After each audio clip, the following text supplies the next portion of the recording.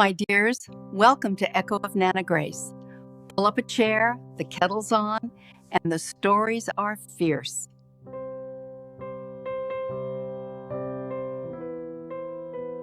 Let's start with me, Grace Eleanor Caldwell, born Grace Hayes in the gritty heart of Manchester in 1947. The war had just ended, but you could still feel it in the air, like a ghost hanging over the cobbled streets. Bombed-out buildings stood like skeletons, and ration books were our Bible. My dad, Albert, worked the factories, hammering metal into bicycle frames until his hands were calloused knots. Mom, Edith, sewed wherever she could, uniforms, curtains, you name it, to keep food on the table. We lived in a terraced house with an outside loo and a tin bath that we filled once a week. Luxury? That was a fresh loaf of bread without sawdust in it. But we had love, the kind that sticks like glue. Dad would come home whistling, sweep Mom into a dance, and I'd giggle from the corner, dreaming of my own fairy tale. School was basic. Arithmetic, reading, a bit of history about kings and queens who seemed as far away as the moon. I left at 15 to become a typist in an office, clacking away on those old machines that sounded like gunfire. The pay was peanuts, but it was mine. That's where I met George, though not right away. No, our story started at a dance hall in 1965, when the Beatles were all the rage and miniskirts were scandalous. I was there with my girlfriends, giggling over cider, when this tall lad with a mop of brown hair and a cheeky grin asked me to dance. "Fancy a twirl, miss?" he said, his voice deep like the rumble of a lorry. He was a mechanic, fixing trucks for a living, hands stained with grease, but gentle as he led me to the floor. We swayed to yesterday, and by the end, I knew. Just knew.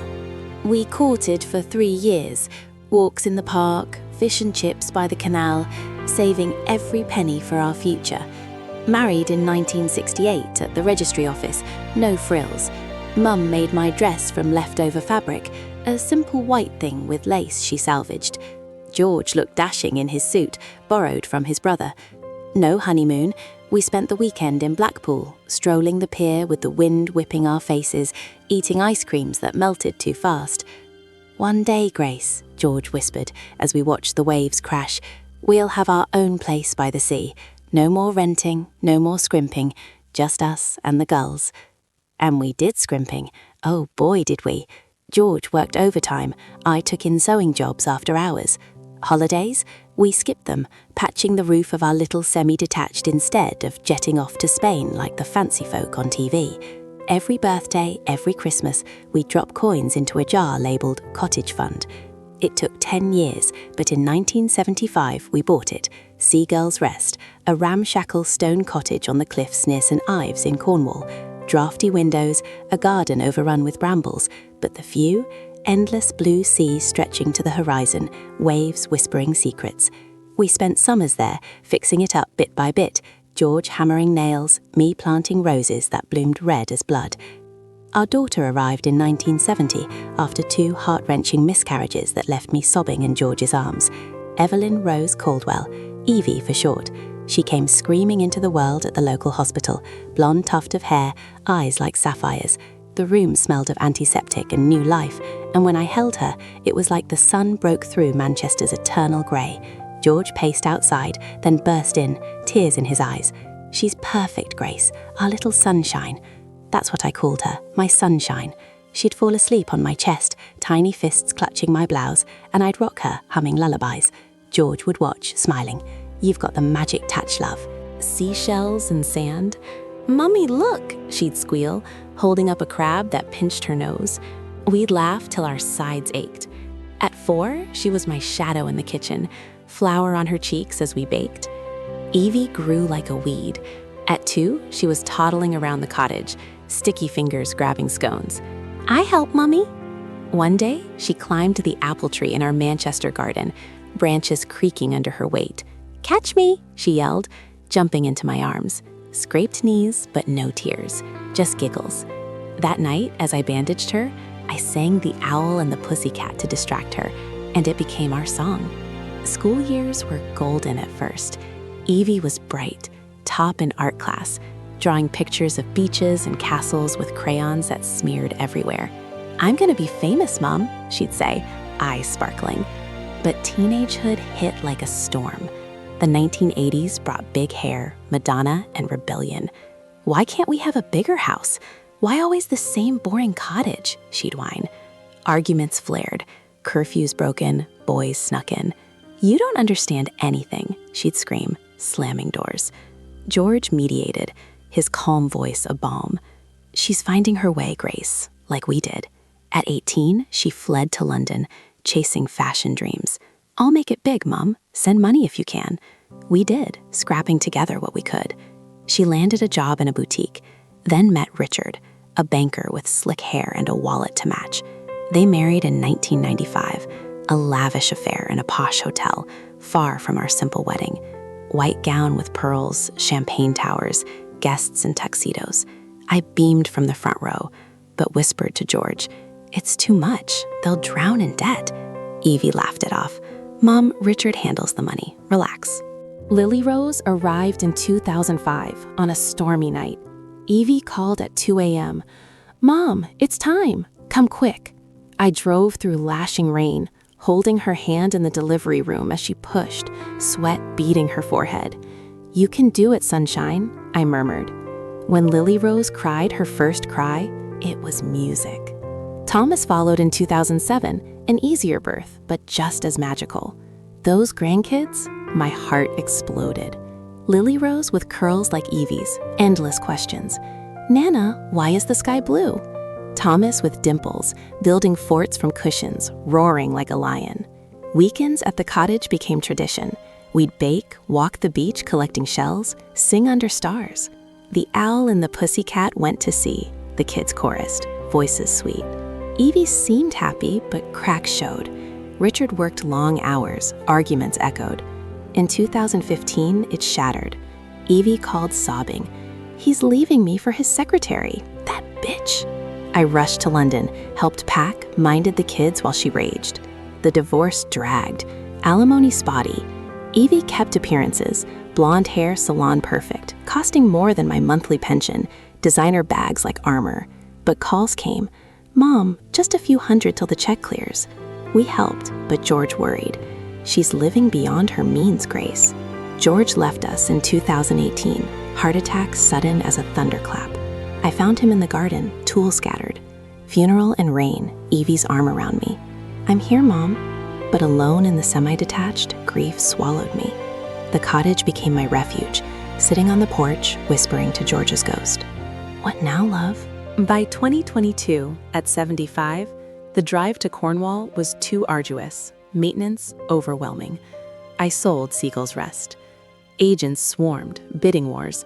Final check, £680,000. My safety net, I thought, depositing it. I'll never be a burden.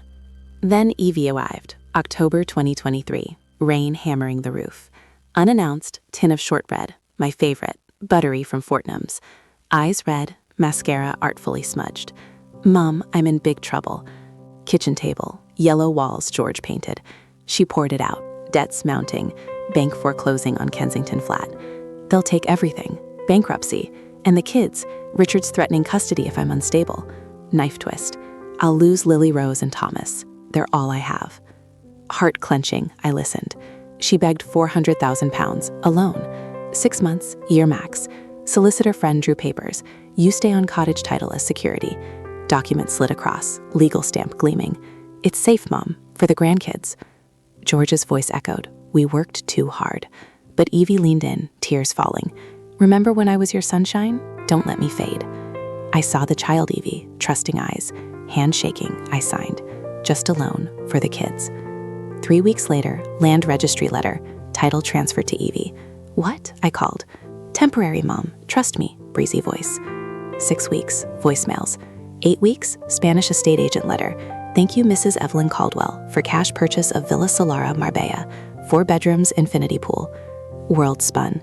£680,000, gone. Collapsed in armchair, sobbing. That day, I buried Evie. She became that woman. "Lawyers, you signed voluntarily. Contract law doesn't care about hearts." Suit filed. but fees ate savings.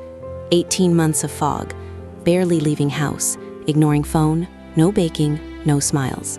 Became the ghost at 78. Mrs. Patel brought curries. Fight, Grace, for the little ones. But shame anchored me. That woman sent texts, kids loving Spain. Photos, kids by pool, faces hollow.